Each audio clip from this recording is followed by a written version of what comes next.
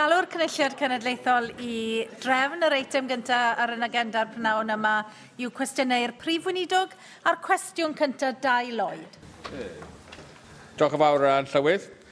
Am wnaeth y Prif Weinidog ddatganiad am gynlluniau Llywodraeth Cymru ar gyfer gwasanaethau cymdeithasol. Mae gofal cymdeithasol yn sector o bwysigrwydd strategol cenedlaethol. Mae'r maes wedi cael ei amddiffyn trwy fuddsoddi 55 miliwn o arian ychwanegol ar gyfer 2017-18 ynghyd â 60 miliwn i'r gronfa gofal integredig. Diolch yn fawr am yr ateb yna. Yn bellach I hynna, allai ofyn pa fesurau sydd mewn lle dan law Lywodraeth Cymru I sicrhau cyflenwad digonol o wasanaethau gofal yn y cartre, un henoed ni, a'r sawl efo anabledda, o gofio galw cynyddol am y gwasanaethau yma, a'r prinder arian i'w darparu I ddiwallu yr angen cynyddol yma. Wrth gwrs, dwi'n sôn amdano'r gronfa gofal integredig a'r arian sydd wedi cael ei fuddsoddi yn hwnna, ac wrth gwrs yr arian newydd sydd wedi cael ei ddatgan yn barod. A ni'n gweld hwn wrth gwrs yn cael effaith wrth gofio am y ffaith bod ynglyn â drosglwyddo o'r ysbyty I ofal, bod unrhyw fath o oedi ynglyn â hwnna wedi mynd lawr i'r lefel isa am 12 mlynedd. Susie Davies. That I'm annoyed that Bridgend County Borough Council has cut £2 million from its social care budget, despite an additional £2 billion from the UK Government, and indeed Welsh Government money as well, additional money. Now, your Minister told me just before the recess that some money would be conditional going to councils, and that money would only go to them provided it could be shown it would be used for social care rather than other priorities. Now, I know you will have examined all the council budgets in Wales, so can you tell me, yes or no, whether you're sure that all the money that the Minister has set aside for social care will be used for social care and not for competing priorities? Is there an election on Thursday? I asked myself. Yes, I'm sure that was all to do with the question that was asked. What I can say to the members is this. I think authorities across Wales have done very well in providing social services, despite the cuts that have come from her party, and her party in government, indeed, in London. We've seen the crisis in social care in England. That's a crisis that we've not had in Wales because of the investment we put into social care in Wales, and of course the extra £20 million that have already been announced. The last thing we want is to import that kind of chaos into Wales. Dawn Bowden. Diolch, Llywydd. And First Minister, as a result of the implementation of the Wellbeing of Future Generations Wales Act, we've witnessed in recent years significant progress in the improved integration of health and social care, despite some of the comments being made today. And in particular, I mentioned the multi-agency safeguarding hub in the Cwmtaf area and the Clear Hardy Health Centre. Do you agree with me, First Minister, that one of the early priorities of any new council coming into being after the 4th of May should be to build on the excellent work to date carried out by current Labour councils like that in Merthyr Tydfil County Borough Council? I very much applaud the work of Merthyr Council, and I look forward to that work continuing, of course, in the next weeks to come. Caroline Jones. First Minister, we're fast approaching a point where social care is unaffordable, and unless we take urgent action, we are facing the real possibility that the system may collapse. Successive governments have failed to take account of the ageing population and properly plan for future demand. What discussions have you had with the UK Government about how to ensure the social care sector has sufficient funding to provide top quality care for all who need it now and in the future? I think the member does raise an important point in that regard. We know that demand continues to increase, and there have to be debates in society as to how that demand is to be met. That does mean there have to be discussions between the governments of the UK, because people move between the countries of the UK, but we have ensured that there is sufficient funding for social care. We've increased that funding, but of course it's hugely important in the long term to think carefully about how social care should be funded in the years to come. Cwestiwn 2, Sian Gwenllian. Wnaeth y Prif Weinidog ddatganiad am gynlluniau ar gyfer ysgol feddygol I Ogledd Cymru. Mae gwaith ar y gweill I benderfynu ar y dull priodol o fynd ati sicrhau addysg ac hyfforddiant meddygol canoliadwy yn y gogledd, a bydd ysgrifennydd y Cabinet dros iechyd, llesiant a chwaraeon yn gwneud datganiad yn ystod yr wythnosau nesaf. Mae'r achos dros gael ysgol feddygol I wasanaethu'r gogledd a'r rhan gwledig ein gwlad yn glir a chadarn. Fe fydd Bwrdd Iechyd Betsy Cadwaladr wedi gwario dros 21 miliwn o bunna ar gyflogi staff meddygol o asiantaethau preifat yn yr 11 mis hyd diwedd Chwefror eleni. Ac mae'r coleg, y Royal College of Physicians, yn crynhoi'r sefyllfa mewn un frawddeg. There are simply not enough doctors out there. Bydda sefydlu ysgol feddygol ym Mangor yn rhan o'r broses o hyfforddi'r doctoriaid ychwanegol sydd ei hangen yng Nghymru. Felly, pryd yn union fydd yr achos busnes yn cael ei gyhoeddi a pryd fydd y cama sydd ei hangen i sefydlu'r ysgol feddygol yn cael ei rhoi ar waith? Wel, fe wrth bydd yna ddatganiad wythnosau nesaf, bydd Gweinidog yn ystyried hwn wythnos hyn, wythnos nesaf, so felly bydd yna ddatganiad yn dod yn weddol o gyflym, ond yn holl bwysig i sicrhau bod unrhyw gynlluniau yn gynlluniau sydd yn gynaliadwy yn y pen draw, a mae hwn yn rhan o'r ystyried sydd yn cael ei roi i'r mater hyn. Mark Isherwood. Diolch. It's many years since I first discussed the need for a Bangor Medical School with its previous Vice-Chancellor and continue to have those discussions since. It's 3 years since the North Wales Local Medical Committee warned at a meeting in the Assembly that general practice in North Wales was, in their words, facing crisis, unable to fill vacancies with GPs considering retirement. And they highlighted the fact that the previous supply from Liverpool Medical School had largely been severed, where their generation had primarily come from there. In considering, as you have agreed to do, the business case for a new medical school in Bangor, how will you ensure that that includes dialogue with Liverpool alongside Bangor to ensure that we keep local medics local? Well, the issue is, of course, that the Bangor is in an area where the population is quite small compared to other centres where there is a medical school. So there are issues in terms of how could such a medical school work closely with other medical schools in Wales or in England or elsewhere, for that matter. What's hugely important is that any medical school is sustainable and that it works closely with others in order to ensure that sustainability is there in the future. Michelle Brown. Thank you, Presiding Officer. Graduates will come back to work in Wales if they have the desire and ability to do so. Does the First Minister agree that the Government needs also to look further at ways it can improve the life offer for the people of North Wales, as this flight of talent illustrates that too often those who move out to Wales to train or work often do so permanently? Well, the scheme, the campaign that we have in place to recruit medical staff is working well. We've had a great deal of interest from those in all areas of medicine. Ultimately, lifestyle is important for people, but professional challenge is important. People want to go somewhere where they will find their work interesting, where they feel they will be challenged from a medical point of view, and of course they want to live somewhere where they feel they are supported. And the campaign that we've put in place has outlined all these issues to potential medical practitioners who wish to come to Wales, and the response has been encouraging. Cwestiynau nawr gan arweinwyr y pleidiau. Arweinydd grŵp UKIP, Neil Hamilton. Diolch yn fawr, Llywydd. Diane Abbott, the Shadow Home Secretary, has announced that Labour plans to recruit another 10,000 police officers in England and Wales, which would mean an extra nearly 1,000 in Wales. But she was rather sketchy about the cost of this proposal. First of all, announcing it was going to cost £300,000, which would be an average salary of £30 for a policeman. Secondly, it went up to £8,000 a year, £80 million. Perhaps the First Minister could give his own view of the credibility of this policy and what the actual figures are. I think it's hugely important that we see more bobbies on the beat, more police officers, 10,000 of them. I think people will certainly support that. He asked the question, where does the money come from? Quite simple. £300 million a year over the course of 5 years. £2.7 billion is the pot of that will be created by reinstating the previous levels of capital gains tax, so £1.5 billion with £1.2 billion left over. Those are the maths.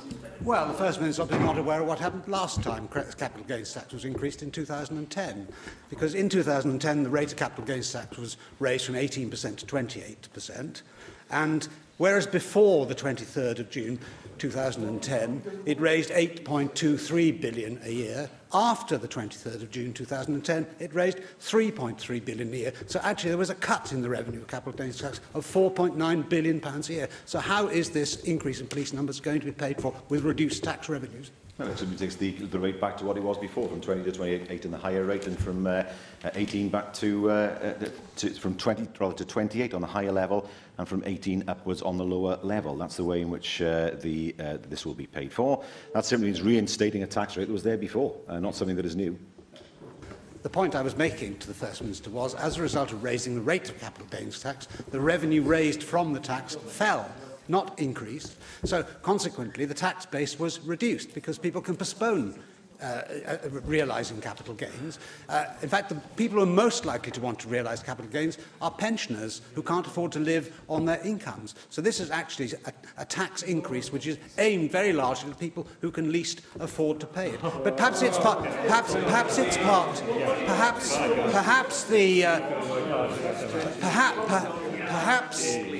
the illiterate financial plan that has been put before us by the Labour Party is part of the overall plan that he committed himself to in my presence in a television studio in Cardiff just a couple of weeks ago, of increasing borrowing by £500 billion a year. Does he really think that the credibility of the UK government in international financial markets is going to be enhanced by such a stupid policy? Neil Hamilton and UKIP, soft on crime. You heard it in this Assembly for the first time. Not supportive of policy to increase the number of bobbies on the beat, to increase the number of police officers in our communities. We've explained how this will be paid for by reinstating the previous rate of capital gains tax. I do not see his point about pensioners losing out because of capital gains tax. I don't know if he's talking about inheritance tax, so he's got the two confused, but I do not see how that works. Capital gains tax affects those people with most money. And it's only right that those people with most money are asked to pay more in order to fund our police officers on the street. There's never been a cheaper time to borrow money on the world financial markets.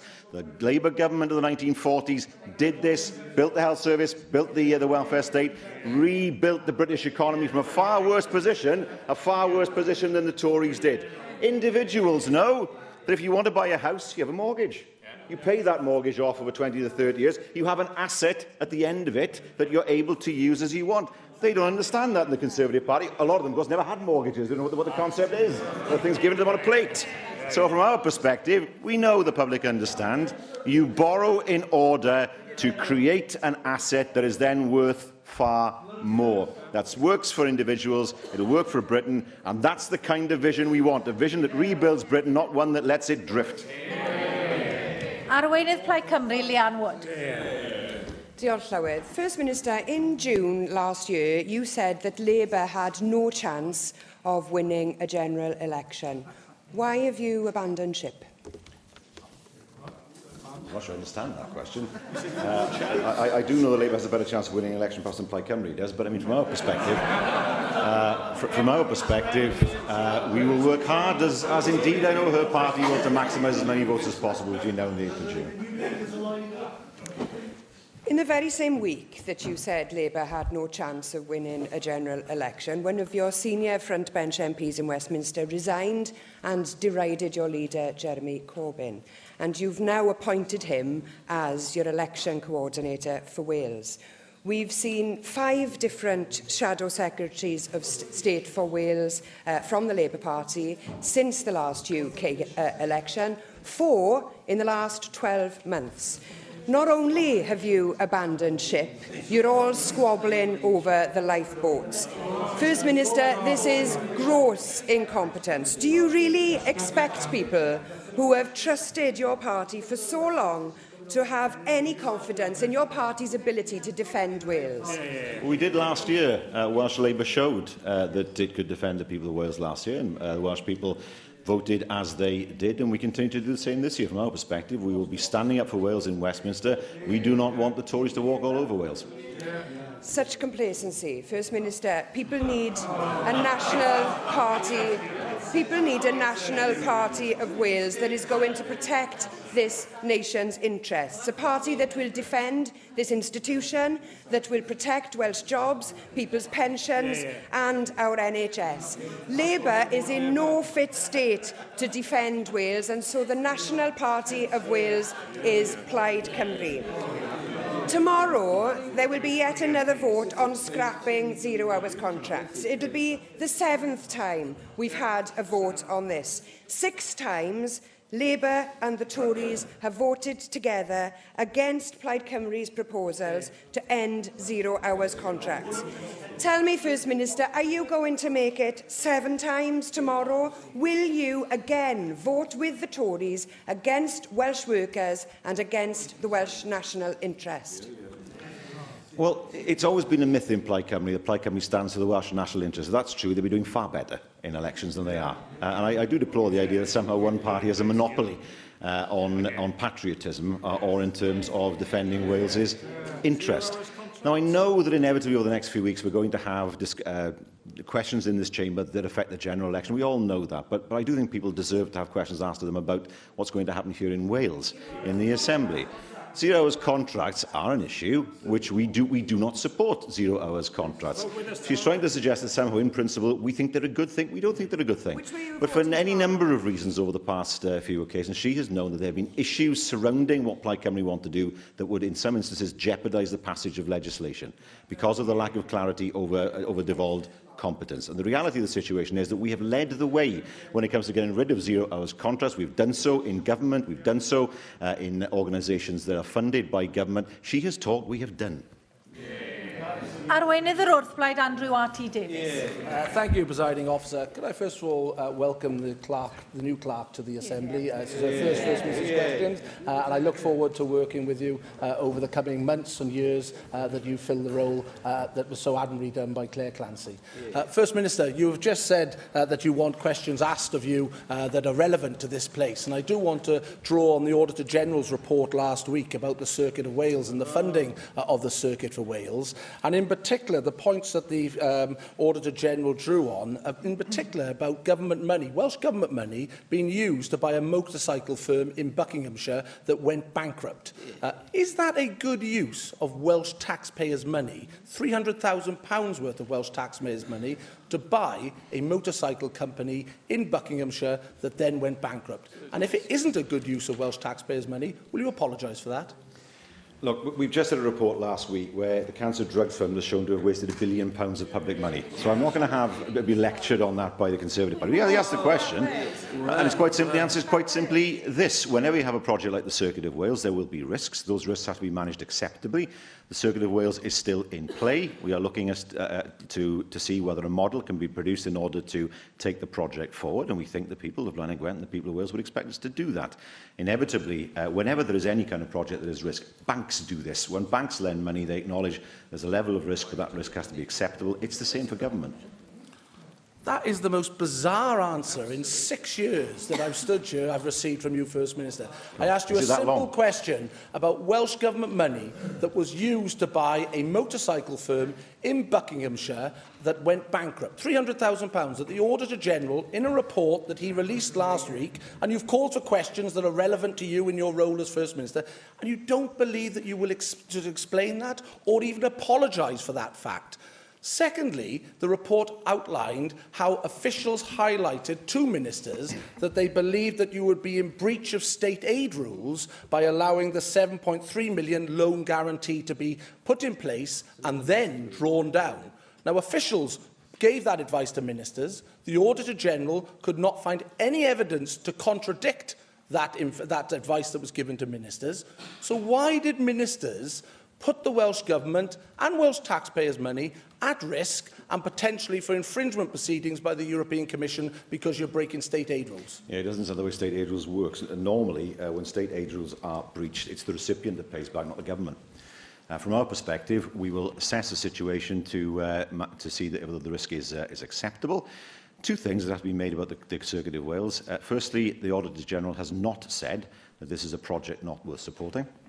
Nor has the Auditor General said that the Circuit of Wales is a business organisation with no assets, contrary to his own MP, David Davis, what he has said. Yes, in the course of the development of the Circuit of Wales, there is an assessment of risk. Decisions are taken to accept that risk if deemed necessary, and then, of course, we move on to see if the Circuit of Wales can become a reality. That is what governments do, to look at risk, make sure that risk is acceptable, because ultimately the prize might be one that is worth having. We're not at that stage yet. We're still working to see whether the Circuit of Wales can produce that sustainable model. First Minister, the Auditor General was very specific in what he was looking at, which was this tranche of money that Welsh Government has spent to date, £9.3 million. In anyone's book, that's a pretty significant sum of money. No one is disputing that potentially the overall scheme could have a massive impact of regeneration.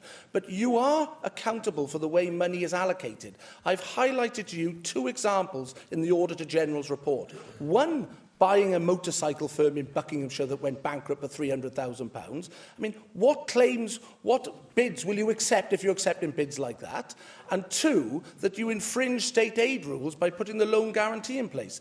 Both of which are those examples you haven't apologised for, or you've actually haven't discounted to say it is incorrect.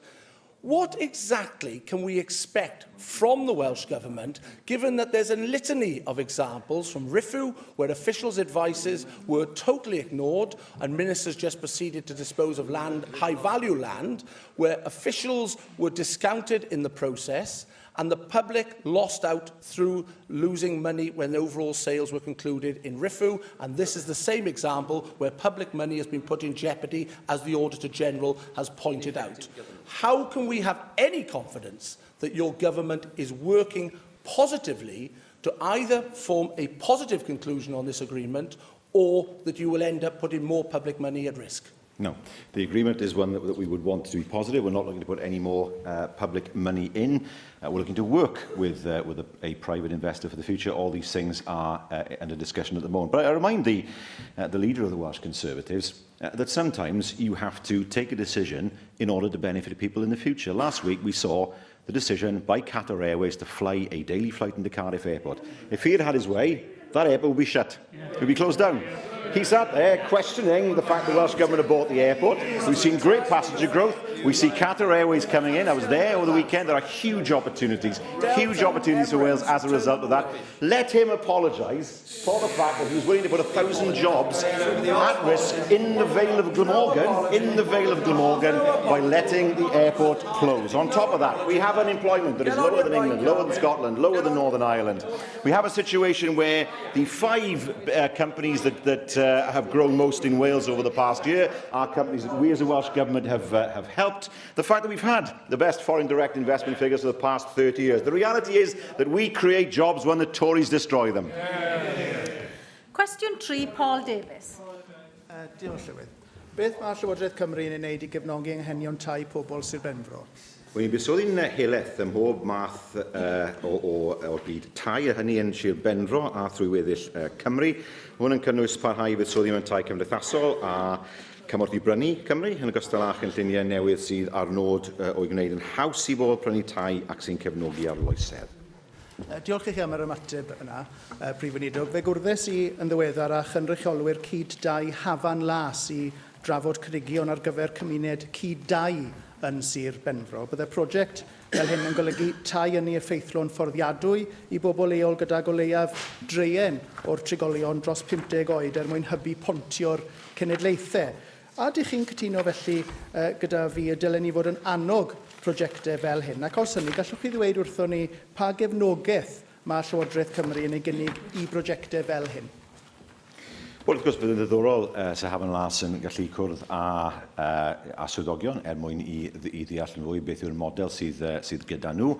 A wy'n siŵr sy'n eisiau gwneud hynny, felly bydd yn y grogroes ydyn nhw I gwrdd. Simon Thomas. Diolch, Llywydd. Mae problem ailgotrefi a tai haf yn benodol yn broblem yn Sir Benfro, fel y mae yn nifer o ardaloedd sy'n boblogaidd gyda ymwelwyr a twistiaid a bobl sy'n dymuno ymddeol yn y pen draw. Ac wrth gwrs mae'n gordwiso'r fachnadau leol tu hwnt I nifer, wel, sicr y incwm sydd gan bobl leol a'r pobl ifanc yn arbennig. Mae'n ystydoedd cyfan yn Dinbych a Pysgod heb un person yn byw yn nhw 2 flwyddyn enghraifft. Beth allai'r Llywodraeth wneud I helpu yn y cyd-destun yna? Mae'r Plaid Cymru wedi cynnig y gellu defnyddio reolau cynllunio yn benodol mewn rhai cymunedau mwyn gwneud yn siŵr bod yna newid defnydd pan mae cartre yn gadael defnydd parhaus ac yn mynd yn di-ha. Nad yw hwnna'n rhywbeth sy'n werth ystyried gan y Llywodraeth? Mae hwnna'n rhywbeth sydd wedi ystyried o'r blaen. Mae llawer mwy anodd na mae ynglyn ag egwyddor ynglyn â pa fath o ddiffiniad chi'n dod I ar ail di. Wrth ddweud hynny, wy'n deall yn hollol beth mae'r aelod yn gweud ynglyn â'r effaith ar rai cymunedau. Wrth gwrs, ni wedi sicrhau bod yna fwy o dai cymdeithasol ar gael a stopo'r hawl I brynu tai. Ystyried ffyrdd eraill sef ymdrywdaethau tir I helpu bobl I brynu tai siaro equity hefyd mewn tai. Ond un o'r pethau falle bydd wedi ystyried yn y blynyddoedd ddod yw ymha ffordd a Llywodraeth i brynu tai ar y farchnad preifat mwyn sicrhau bod y tai hynny ar gael i bobl ni wedi mewn pentrefi lle mae'n anodd iawn i greu tai cymdeithasol. So felly mae yna sawl ffordd allwn ni i sicrhau dyfodol i bobl sydd eisiau byw yn eu cymunedau hynny, a mae'n rhaid meddwl yn fwy eang falle na'r ffordd traddodiadol sydd wedi cael ei ystyried dros y blynyddoedd diwethaf. Cwestiwn 4, Huw Iranca Davies. Diolch, Llywydd. What assessment has the First Minister made of the benefit to Wales if the UK government were to borrow more to invest at the current low rates? Well, any increase in public expenditure in comparable areas will mean more money for Wales to support our priorities as set out in taking Wales forward, as long as, of course, it's capital expenditure. I thank the First Minister for that answer. In household terms, as he outlined in response to an earlier question, we're all very used to the idea of balancing the books, managing income and outgoings, and critically, managing debt, whether that's on the mortgage on our home or on our family car.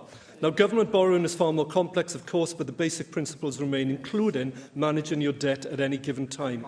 Yet classic economics recognises that for government borrowing, there are times, especially when the cost of borrowing is as low as it is now, when borrowing can be used to reverse austerity and bring growth. And by bringing growth, ensuring that the deficit remains at the same percentage of GDP. So, isn't it time, I say to the First Minister, for the UK government to change its approach for the good of the country, for Wales and the UK, or for the good of the country? Isn't it time to change the UK government? Well, absolutely. All governments borrow. Margaret Thatcher borrowed every single year. In fact, borrowing up under the Tories.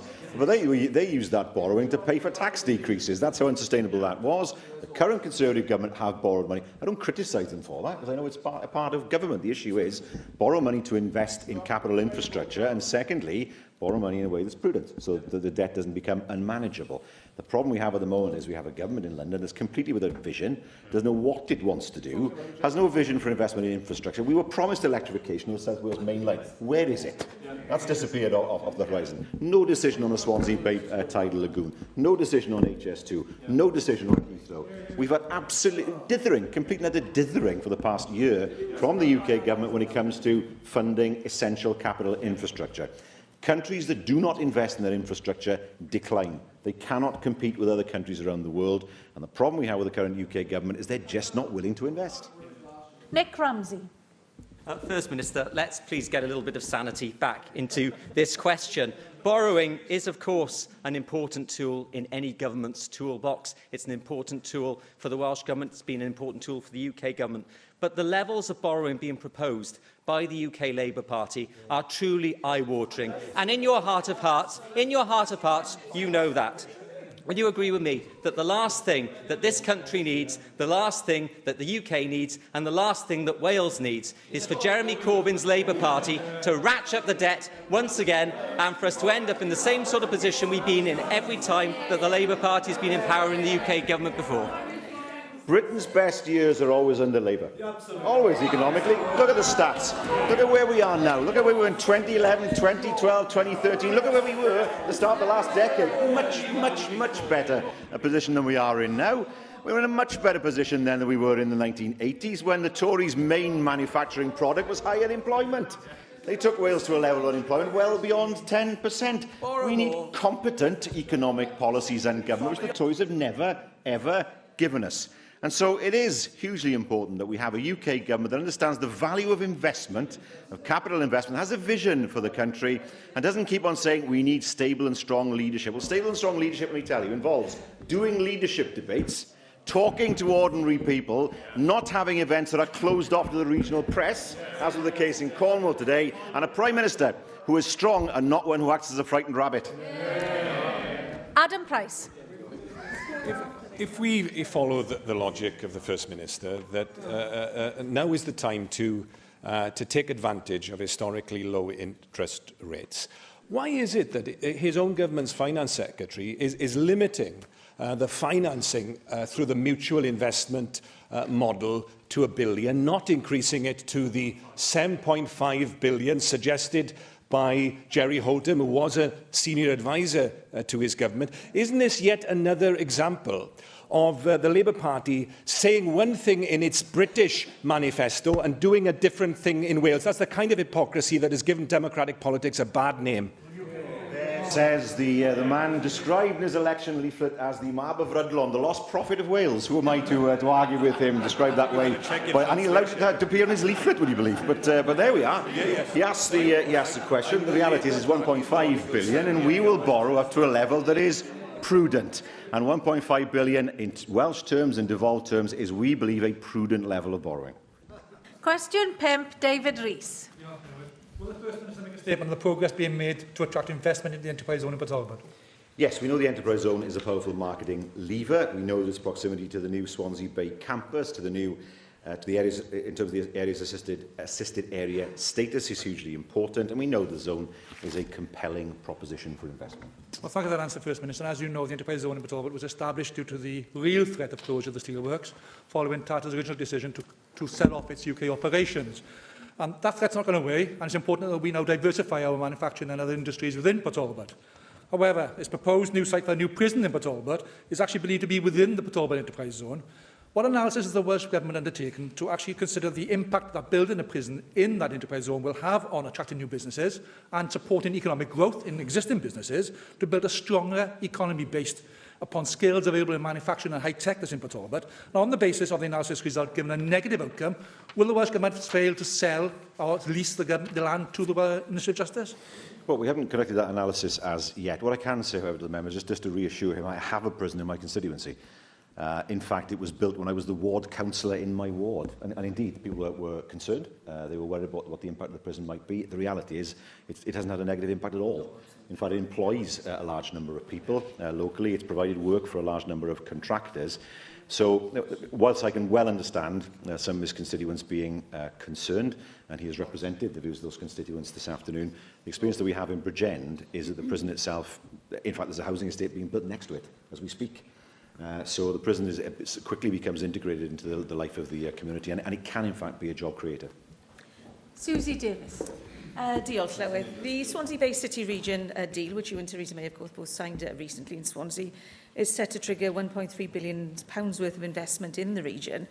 And the proximity of the university that you've mentioned already, and the emphasis on steel-based supply chain within the enterprise zone fits very well with a number of projects in that deal. The Enterprise Zone Board also hopes to create opportunities and promote innovation and entrepreneurship in advanced manufacturing and materials. So what kind of help can we expect from Welsh Government to help the local steel sector take advantage of R&D and commercialisations in those other two sectors in order to improve the local economy? We have been working with Swansea University in terms of R&D. We've been working with Tata to move R&D into the South Wales. We want to be manufacturers, but we want to make sure as much R&D as possible takes place in Wales as well. There are great opportunities there for Tata. We believe there are great opportunities with the lagoon. The lagoon is widely supported in this chamber. I don't make that point in any political sense. I do hope that whatever happens after the 8th of June, we will have a decision that is positive about the lagoon to create 1,000 jobs in the area, which will be a huge catalyst in terms of job creation within the enterprise zone. Bethan Jenkins.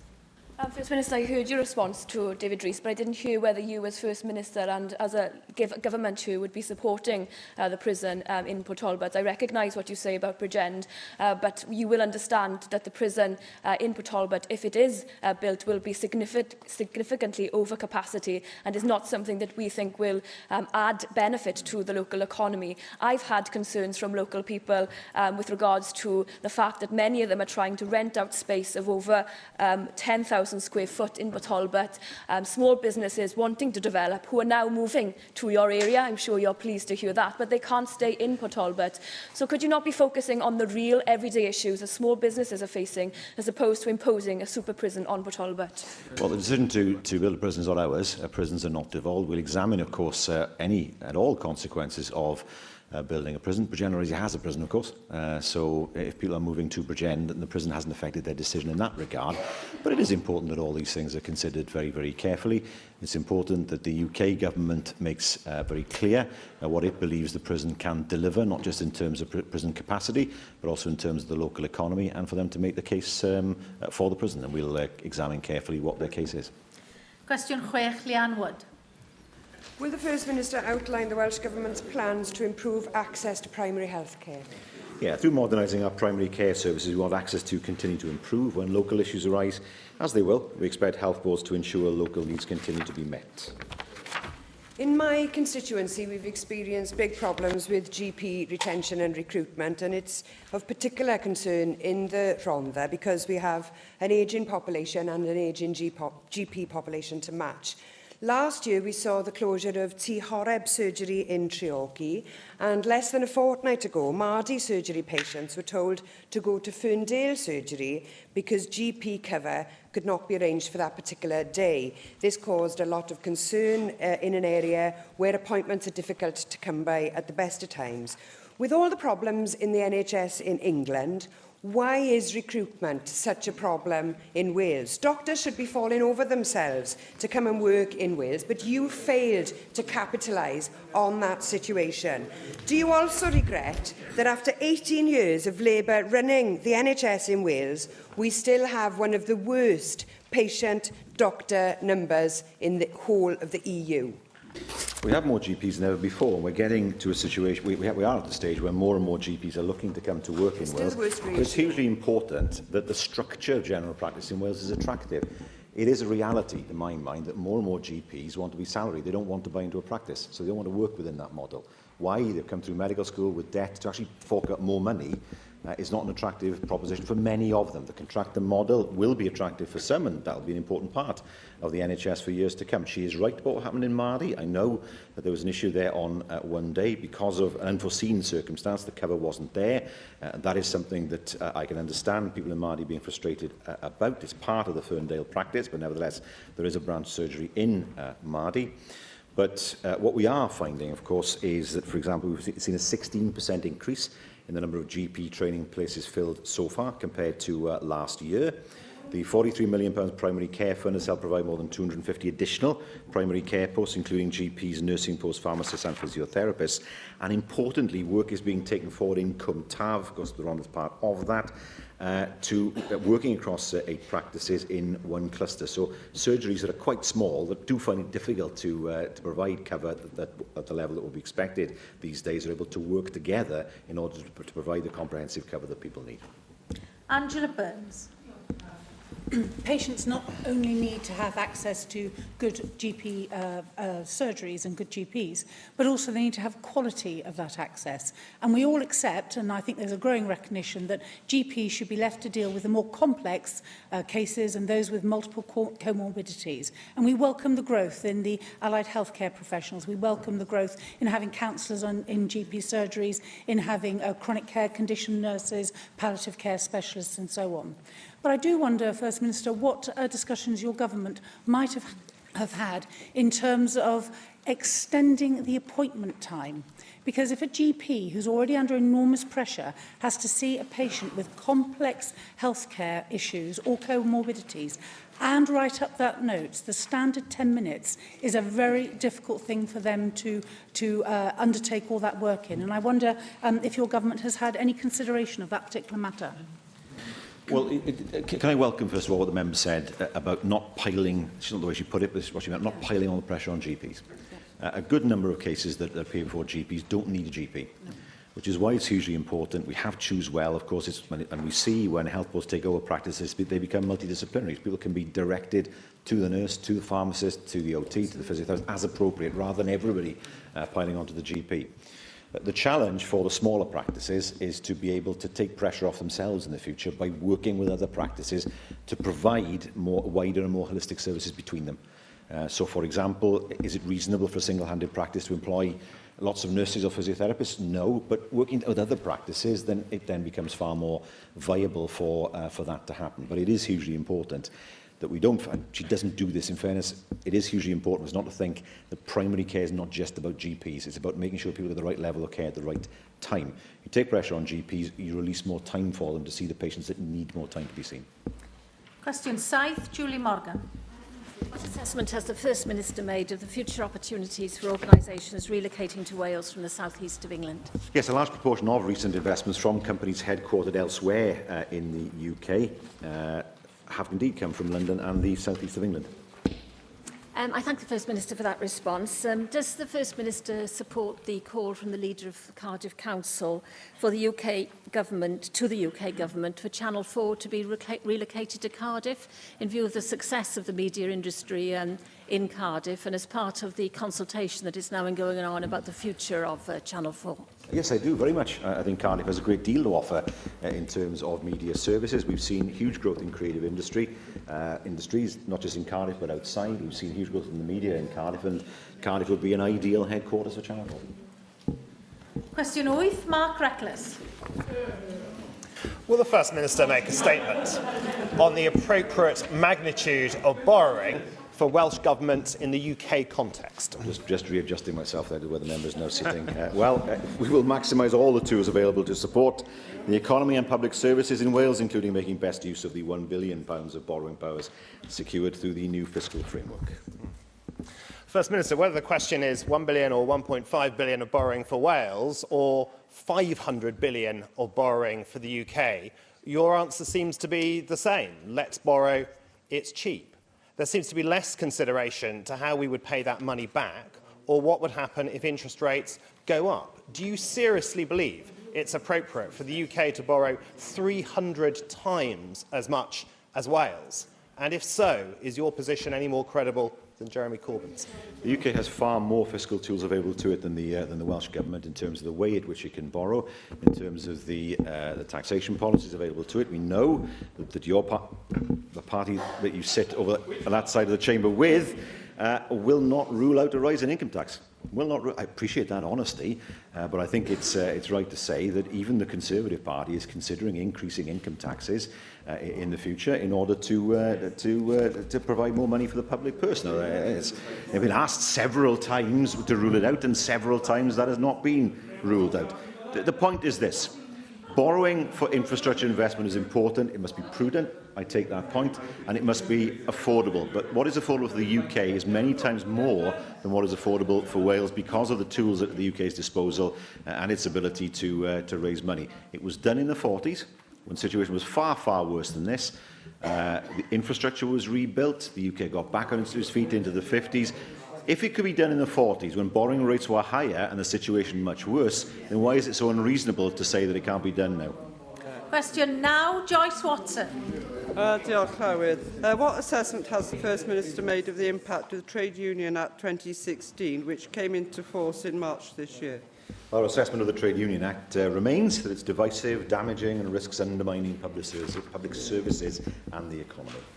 I thank you for that answer and I share your opinion. Do you agree that by enforcing public sector employers to publish information on facility time, that is, the time taken off from work to allow union representatives to carry out their duties when helping employees, that by doing this, the Trade Union Act 2016 blatantly discriminates against public sector workers and serves to weaken their rights and their working conditions?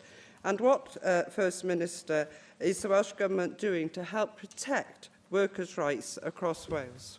Well, we, of course, are taking forward legislation in this Assembly to do just that in areas that we believe are devolved. It is a bureaucratic imposition on public sector employers that they have to do this. It's not something that the private sector is required to do, but also it seems to indicate that somehow the current UK government sees public sector workers as somehow not as good as those in the private sector. That's the insinuation that somehow they're spending all their time in facility time and not actually doing any real work. That's not the case at all. We know that huge amounts of work go into the public sector from so many hundreds of thousands of people up and down the length and breadth of Wales, and that is why this legislation was so unnecessary. Cwestiwn 10, Steffan Lewis. Llywydd, what are the Welsh Government's plans for making Wales a fair work nation? Yeah, I'm in close discussion with our social partners on fair work and the steps we can take together so that more people have access to good work and a secure income. And tomorrow I'm meeting with our social partners, the Wales TUC and business organisations, to discuss the establishment of a Fair Work Commission.